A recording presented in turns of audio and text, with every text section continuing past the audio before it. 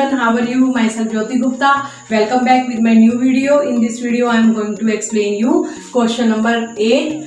Last question में मैंने आपको क्वेश्चन नंबर करवाया था क्वेश्चन नंबर 7। प्रीवियस क्लास में जो मैंने आपको करवाया था पहले हम उसके बारे में कुछ डिस्कस करेंगे। मैंने प्रीवियस क्लास में आपको सब कुछ बता दिया था, सारी प्रॉपर्टीज आपको दोबारा रिवाइज करवा दी थी। और लास्ट क्वेश्चन जो हमारा 7 था उसमें एसोसिएटिव प्रॉपर्टी की बात हो रही थी, मल्टीप्लिकेटिव आइडेंटिटी बहुत अच्छे तरीके से मैंने आपको समझा दी थी। अब फटाफट अपनी नोटबुक और पेन लेके बैठ जाइएगा क्योंकि अब हम स्टार्ट करेंगे क्वेश्चन नंबर 8। पहले आप इसको अच्छे से समझिएगा और फिर नोटबुक में खुद करिएगा, ठीक है। अब देखिए क्वेश्चन क्या है, पहले हम क्वेश्चन की लैंग्वेज को समझेंगे। हमेशा जब भी आप क्वेश्चन करती हैं तो एक बार आप क्वेश्चन को अच्छे से पढ़ लिया कीजिए। क्वेश्चन करने से पहले हम क्वेश्चन की लैंग्वेज को अच्छे तरीके से समझेंगे। क्या है क्वेश्चन हमारा? Question number 8 is 8/9 the multiplicative inverse of -1 and 1/8 question mark why और वाई नोट। हमसे रीजन पूछा गया है क्या 8/9 जो है वो मल्टीप्लिकेटिव इनवर्स है किसका? -1 and 1/8 का, ठीक है। तो देखिए इसको कैसे सॉल्व करेंगे हम। हमें क्वेश्चन क्या दिया हुआ है, इसमें एक दिया हुआ है आपको नंबर और दूसरा दिया हुआ है क्या? Multiplicative inverse. तो नंबर क्या दिया हुआ है पहले हम लिख लेंगे यहाँ पर जो हमें गिवन है।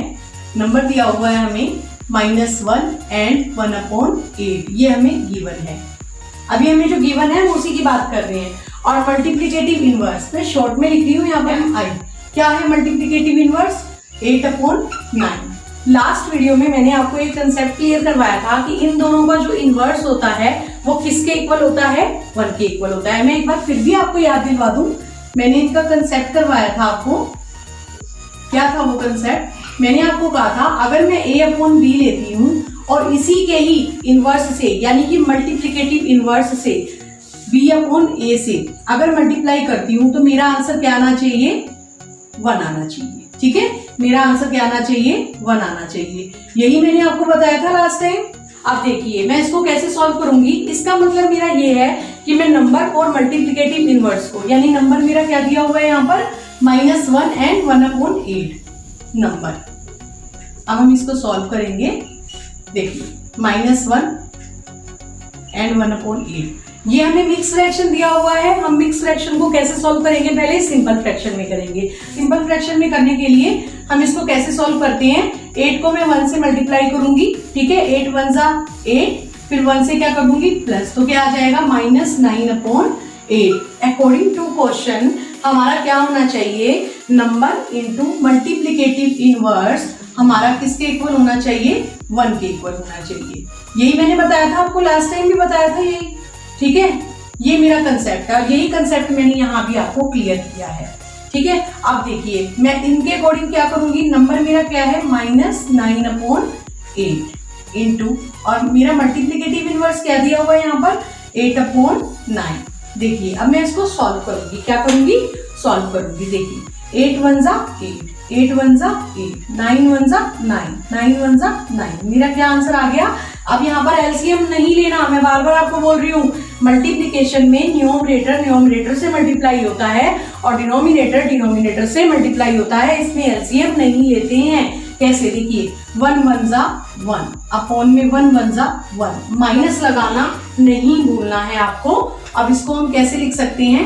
कैसे लिखेंगे इसको हम? -1, ठीक है। आपका आंसर आया -1।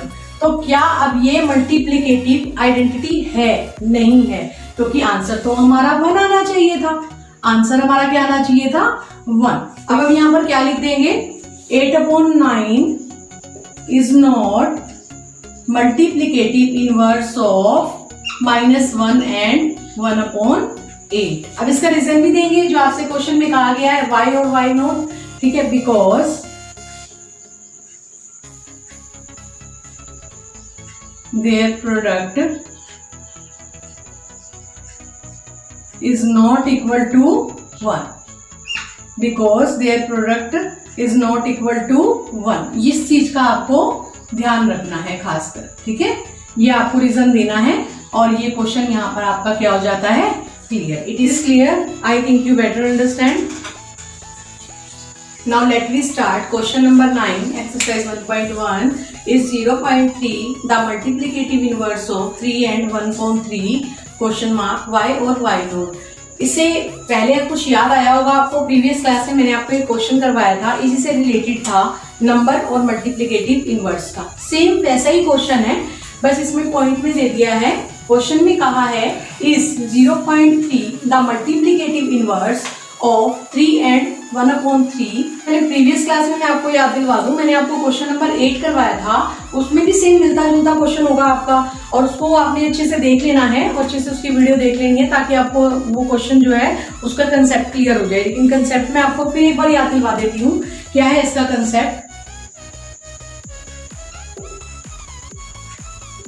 कंसेप्ट आपको बार बार ध्यान रखना है, क्या कंसेप्ट होगा। देखिए, मैंने आपको क्या करवाया था, मैंने आपको कहा था किसी भी नंबर को अगर उसके मल्टीप्लिकेटिव इनवर्स से मल्टीप्लाई करते हैं तो हमेशा आंसर क्या आना चाहिए, 1 आना चाहिए। क्या आना चाहिए, 1 आना चाहिए। फॉर एग्जाम्पल मैंने a/b ले लिया है, इंटू अगर मैं इसके मल्टीप्लिकेटिव इनवर्स, इसका मल्टीप्लिकेटिव इनवर्स क्या होगा, इसका बिल्कुल उल्टा क्या होगा, b/a। ठीक है, अब देखिए क्या आएगा, b को b से कट कर दूं, a को a से कट कर दूं, तो क्या आ जाएगा, 1। याद आया आपको कुछ? बहुत अच्छे तरीके से मैंने आपको करवाया था। ये कंसेप्ट आपको बार बार ध्यान रखना है, ये आइडेंटिटी बार बार यूज आएगी आपकी। ठीक है, अब देखिए हम इसको कैसे करेंगे। अब इसमें आपको नंबर क्या दिया हुआ है, सबसे पहले तो आपको जो गिवन है वो आपको पता होना चाहिए। ठीक है, गिवन में आपको नंबर क्या दिया हुआ है, नंबर आपको दिया हुआ है 3 and 1/3। 3 and 1/3 ये आपको मिक्स फ्रैक्शन में दिया हुआ है। मैं इसको सिंपल फ्रैक्शन में लिखूंगी, कैसे लिखूंगी, 3 3 9, 9 में 1 प्लस कर दूंगी, क्या आ जाएगा, 10। तो मेरा यहाँ पर क्या आ गया, 10/3। अब मेरा मल्टीप्लिकेटिव इनवर्स देखिए क्या होगा, मल्टीप्लिकेटिव इनवर्स क्या दिया हुआ है, 0.3। ठीक है, इसको मैं 0.3 को कैसे लिख सकती हूँ, पॉइंट को अगर मैं हटा दूंगी तो क्या आ जाएगा, 3/10। ठीक है, तो ये चीज का आपको ध्यान रखना है। आपका नंबर ये है और मल्टीप्लिकेटिव इनवर्स आपका ये दिया हुआ है। क्लियर? अब देखिए मैं इसको सॉल्व करूंगी। अकॉर्डिंग टू क्वेश्चन मैंने आपको बताया है नंबर और उसका मल्टीप्लिकेटिव इनवर्स, तो अगर मैं मल्टीप्लाई करती हूँ तो मेरा आंसर क्या आना चाहिए, 1। तो मैं वही करूंगी, number into multiplicative inverse is equal to मेरा क्या आना चाहिए, 1 आना चाहिए। यही है ना, इसके अकॉर्डिंग करेंगे हम। यहाँ लिख देंगे अकॉर्डिंग टू क्वेश्चन,